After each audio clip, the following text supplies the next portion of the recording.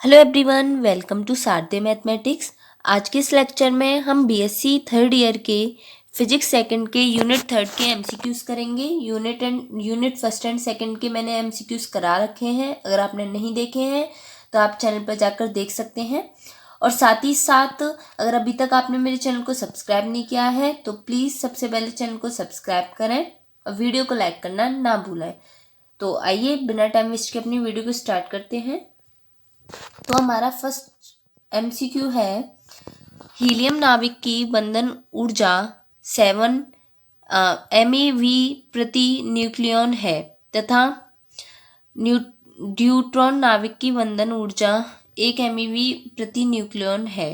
तो जो हमारा हीलियम नाविक अधिक स्थायी है या फिर ड्यूट्रॉन नाविक अधिक स्थायी है या फिर दोनों कम स्थायी हैं या फिर दोनों समान स्थायी हैं, तो हमारा क्या ऑप्शन ठीक होगा? Option A is correct.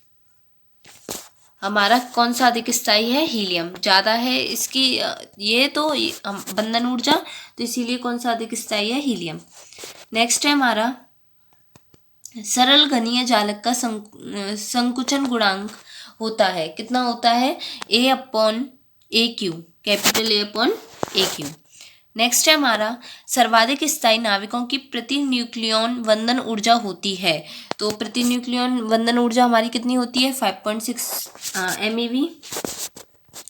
Next है हमारा, नाभिकीय वंदन ऊर्जा वक्र के अनुसार इनमें से कौन सा ऑप्शन करेक्ट है? हमारा ऑप्शन बी इज करेक्ट। मध्य द्रव्यमान संख्या वाले नाविकों का स्थायित्व महत्तम होता है।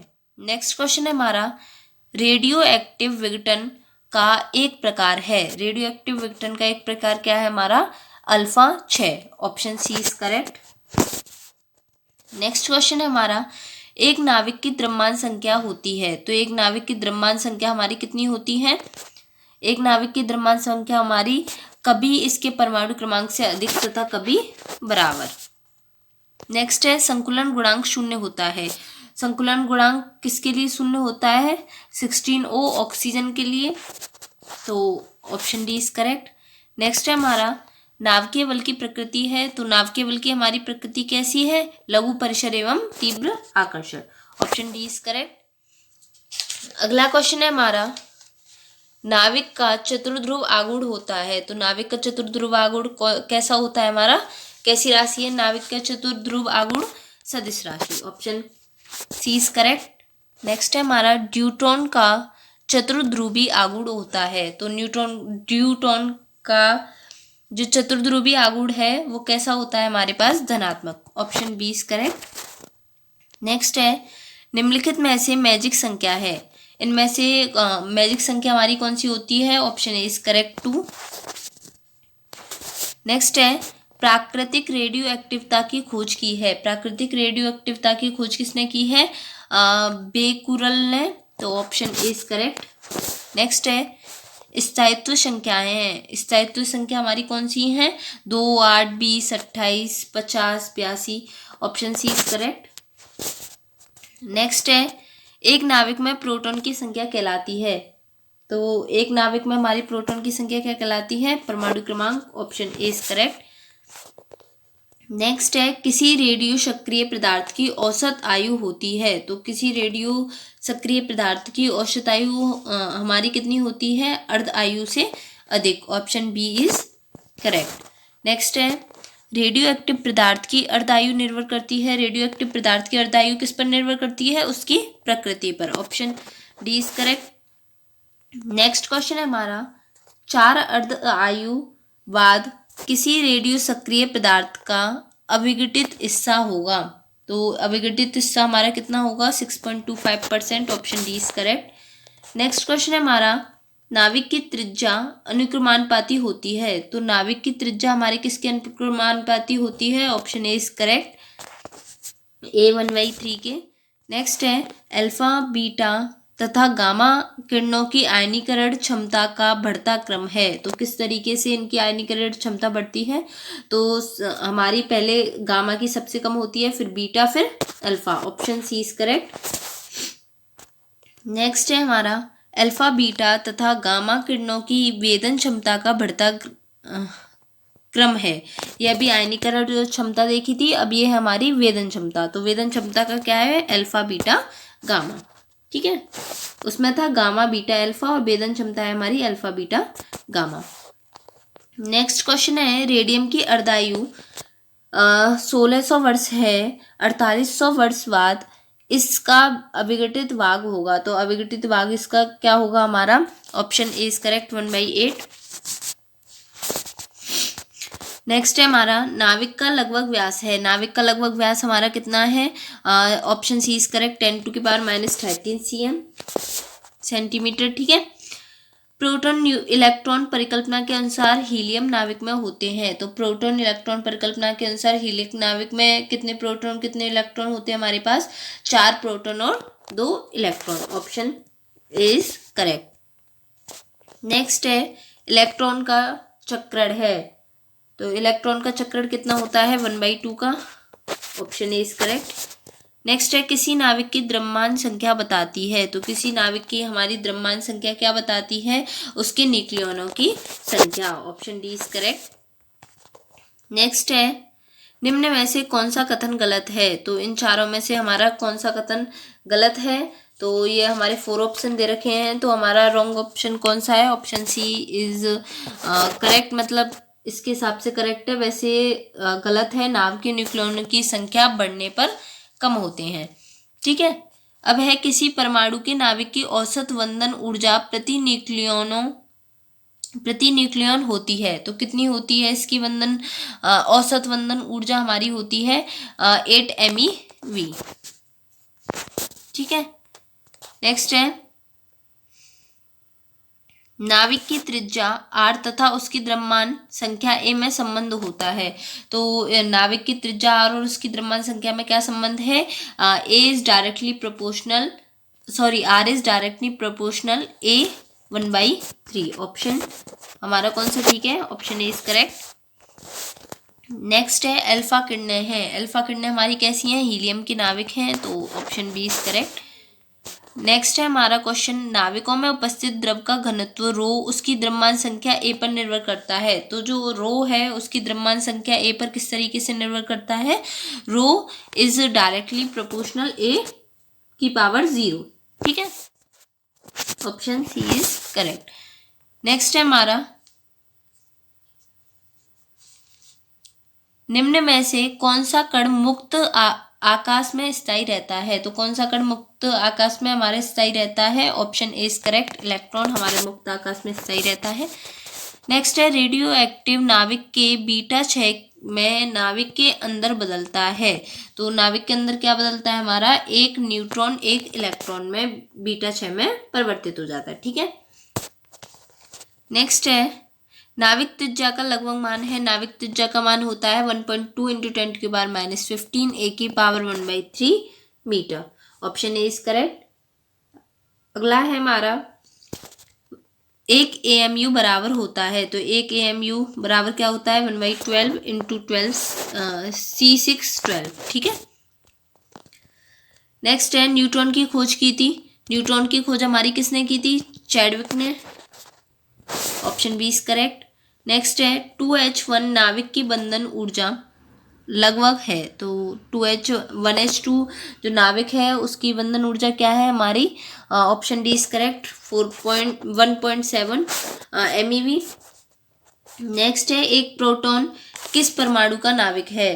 तो एक प्रोटॉन हमारा किस परमाणु का नाविक है, हाइड्रोजन का, option B is correct. Next है अल्फा कण की बंधन ऊर्जा MeV में होती है, कितनी होती है, अल्फा कण की जो बंधन ऊर्जा है वो होती है 28.3, ऑप्शन बी इज करेक्ट।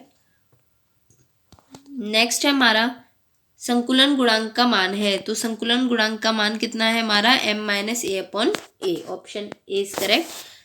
अगला क्वेश्चन है एक न्यूट्रिनो उत्सर्जित होता है। एक न्यूट्रिनो उत्सर्जित हमारा किस में होता है, बीटा 6 में, तो ऑप्शन बी इज करेक्ट। अगला है हमारे पास किसी नाविक का परमाणु क्रमांक है। तो किसी नाविक का जो परमाणु क्रमांक है वो हमारे किसके बराबर होता है, प्रोटॉनों की संख्या के बराबर, ऑप्शन बी इज करेक्ट।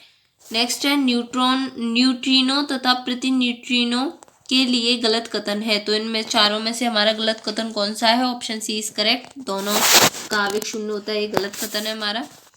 अगला है एक नाविक दो कणों से मिलकर बना होता है। तो एक जो नाविक है वो हमारे किससे मिलकर बना होता है? प्रोटॉन व न्यूट्रॉन से। Option A is correct. अगला है बीटा 6 व्यक्त करने वाला सही समीकरण है। तो बीटा 6 सही व्यक्त करने वाला हमारा सही समीकरण कौन सा है? Option D is correct. अगला है नाभिकीय अभिक्रिया में ZX एरो, ये है आपका Z+1YA एरो Z-1R A-4 में क्रमशः उत्सर्जित विकिरण होंगे। तो इसमें जो विकिरण उत्सर्जित होंगे वो किस तरीके से हमें मिलेंगे?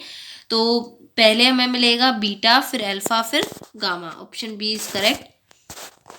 नेक्स्ट है किसी नाविक में न्यूट्रॉनों की संख्या होती है। किसी नाविक में न्यूट्रॉनों की संख्या AZ। Option A is correct. Next है रेडियो एक्टिवता का SI पद्धति में मात्रक है। तो रेडियो एक्टिवता का मात्रक होता है becquerel. Option C is correct. आगे है हमारा रेडियो एक्टिवता है। रेडियो एक्टिवता क्या होती है? हमारी नाभिकीय घटना। Option A is correct. अगला है हमारा 1s2 नाविक की प्रति न्यूक्लियन बंधन ऊर्जा लगभग है। तो प्रति न्यूक्लियन बंधन ऊर्जा इसकी कितनी है? 1.1 MeV।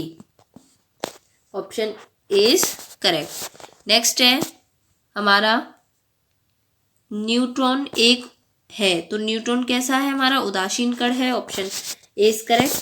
नेक्स्ट है एक घनीय क्रिस्टल का अधिकतम संकुलन गुणांक होता है। तो एक घनीय क्रिस्टल का अधिकतम संकुलन गुणांक कितना होता है? 0.74 होता है। Option A is correct. अगला है नाभिकीय बल है। तो नाभिकीय बल हमारे कौन से हैं? ये ऑप्शन है। तो वैद्युत स्थितिकी बल से ताकतवर। तो जो नाभिकीय बल है वो वैद्युत स्थितिकी बल से ताकतवर होते हैं।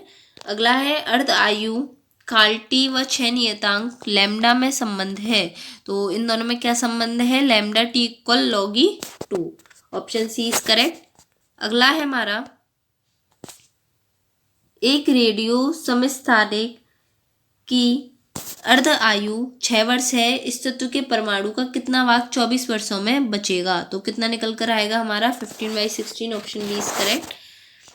नेक्स्ट है दी गई अभिक्रिया में ZXA arrow Z+1YA arrow Z-1K A-4 arrow Z-1K A-4 radioactive कणों के निकलने का क्रम है। तो किस तरीके से निकलेंगे इसमें? तो beta, alpha, gamma. Option B is correct. अब है गामा किरणें हैं। गामा किरणें हमारी कैसी हैं? वैद्युत उदासीन हैं।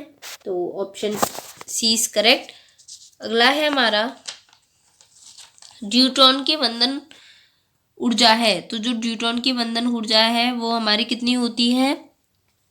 2.2 MeV। अगला है यदि किसी तत्व की अर्ध आयु 300 वर्ष है तो इसका विखंडन नियतांक। तो विखंडन नियतांक हमारा कितना निकलेगा? 0.231 × 10⁻² प्रति वर्ष। अगला है नाविक के आकार की कोटि होती है। तो नाविक के आकार की कोटि हमारी कितनी होती है? 10⁻14 metre. Option C is correct. अगला है नाभिकीय बल होता है। नाभिकीय बल हमारे कैसे बल होते हैं? अधिक दूरी के लिए आकर्षित तथा कम दूरी के लिए प्रतिकर्षित। Option D is correct. Next है हमारा ऊष्मीय न्यूट्रॉन किसमें विखंडन उत्पन्न करते हैं? तो ऊष्मीय न्यूट्रॉन हमारे किसमें विखंडन उत्पन्न करते हैं? U-235 में है। तो ऑप्शन ए इज करेक्ट। अगला है किसी रेडियो एक्टिव पदार्थ के 6 नियतांक लैम्डा तथा यहाँ पर आपका अर्धायु T में संबंध है। तो इन दोनों में क्या संबंध होता है? Lambda = log(E)2/T। Option B is correct. आगे है आपका एक इलेक्ट्रॉन युग्म का चक्रण होता है। तो एक इलेक्ट्रॉन युग्म का चक्रण कितना होता है? 1। Option A is correct. अगला क्वेश्चन है आइसोटोप 24Na11 की अर्धायु 15 घंटे है। इस आइसोटोप के नमूने के 7/8 भाग के 6 होने के लिए समय लगेगा। तो कितना समय लगेगा? 45 घंटे। Option D is correct. अगला है एक क्यूरी सक्रियता करते हैं तो एक क्यूरी सक्रियता का क्या अर्थ है हमारा 3.7 इंटू 10⁻10 विखंडन पर second. Option C is correct. आगे है आपका FCC का संकुलन गुणांक होता है, तो जो FCC का संकुलन गुणांक है वो है हमारा 0.74।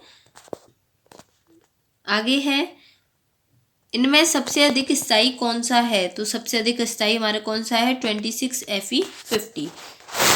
Option D is correct. आगे है हमारा किसी रेडियो एक्टिव पदार्थ का क्षय नियतांक 1.5 इंटू 10⁻⁹ प्रति सेकंड है, इसकी औसत आयु सेकंड में होगी, तो इसकी औसत आयु सेकंड में हमारी कितनी निकल कर आएगी 6.67 into 10⁸। Option C is correct. आगे है किसी रेडियो एक्टिव श्रेणी में दीर्घकालीन साम्यावस्था की शर्त है, तो रेडियो एक्टिव श्रेणी में दीर्घकालीन साम्यावस्था की क्या शर्त है n1 λ1 equal n2 λ2 equal n3 λ3 equal आगे हमारा सुवन ऐसे ही चलता जाएगा। नेक्स्ट क्वेश्चन है हमारा रेडियो एक्टिवता का कारण है, तो रेडियो एक्टिवता का हमारा क्या कारण है नाविकों का अस्थायित्व, तो option B is correct. Next है हमारा अल्फा कणों की परास आर को अनेक प्रारंभिक वेग v पर निर्भरता है, तो इन आर और v एक दूसरे पर किस तरीके से निर्भर करते हैं, option D is correct. R is directly proportional v q। आगे है गाइगन नटल नियम, तो गाइगन नटल नियम हमारा क्या होता है, option B is correct log lambda equal a log r plus b।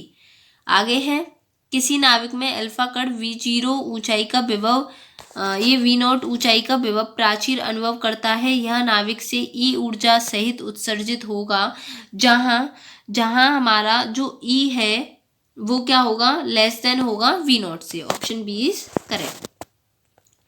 Next है अल्फा 6 के गेमो के सिद्धांत के अनुसार किसी नाविक से अल्फा कण की प्रायिकता केवल निर्भर करती है, तो किस पर निर्भर करती है, इन सभी पर निर्भर करती है, नाविक की त्रिज्या पर, अल्फा कण की ऊर्जा पर, नाविक की परमाणु संख्या पर। ठीक है, तो ऑप्शन डी इज करेक्ट।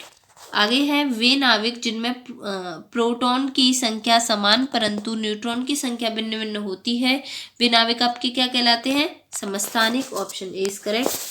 आगे है नाभिकीय बल की प्रकृति है, तो नाभिकीय बल की प्रकृति क्या होती है आपकी लघु परिसर एवं तीव्र आकर्षक। Option C is correct. Next है नाविक बल निम्न के बीच लगते हैं, तो नाविक बल हमारे किस किस के बीच लगते हैं neutron proton neutron neutron proton proton, तो सभी के बीच लगते हैं। Option D is correct. आगे है आपका नाभिकीय बलों की परास है, तो नाभिकीय बलों की परास कितनी होती है 10⁻⁻14 metre. Option C is correct. अगला है हमारा किसी परमाणु की द्रव्यमान क्षति है, तो किसी परमाणु की द्रव्यमान क्षति हमारी कितनी होती है हमारी इसका जो ऑप्शन ठीक होगा एक सेकंड, हमारा क्वेश्चन नंबर चल रहा है 79, तो इसका कौन सा ऑप्शन ठीक है, ऑप्शन डी इज करेक्ट। नाविक के बंध हेतु ऊर्जा परिवर्तन में अवशोषित द्रव्यमान। नेक्स्ट है किसी तत्व के रेडियो एक्टिव विघटन का दर, तो किसी तत्व के रेडियो एक्टिव विघटन का जो दर है वो किसके मतलब प्रोपोर्शनल या फिर किस तरीके से बढ़ता है, तो समय के साथ चरघातांक के रूप में बढ़ती है। जो विघटन की दर है वो समय के साथ चरघातांकीय रूप में बढ़ती है। आगे है आपका नाविक का आकार इनमें से किस क्रम का होता है, तो जो नाविक का आकार है वो आपका कितना होगा 10⁻⁻15 मीटर। आगे है निम्नलिखित में से मैजिक संख्या है, तो मैजिक संख्या आपकी ये क्वेश्चन पहले आ चुका है, कितना है 2। Option A is correct. तो आई होप आप सभी को अच्छी लगी हुई वीडियो, अगर थोड़ी भी हेल्पफुल रही है तो प्लीज़ सपोर्ट करें और चैनल को सब्सक्राइब करें और साथ ही साथ अपने फ्रेंड्स में भी शेयर करें। आगे की वीडियो में हम यूनिट 4 के भी MCQs लाएंगे, तो आप ऐसे ही बने रहें और चैनल को सब्सक्राइब जरूर करें। Thanks for watching.